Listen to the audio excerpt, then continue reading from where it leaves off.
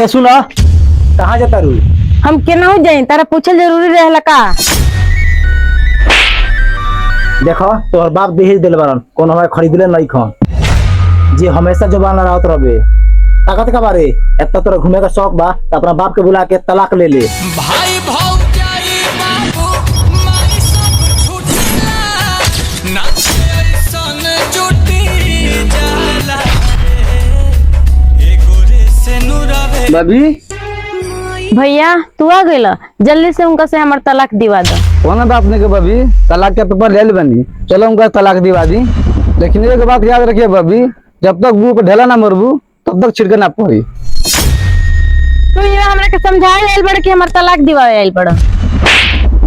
तलाक वाला के ना हुई, हमरो में इज्जत बा, ते जग मुंह चाहे जीव। और हाँ, अगर ते अपन चलना सुधरबे तो हमारा दुआरी पर लात धर मत आइए।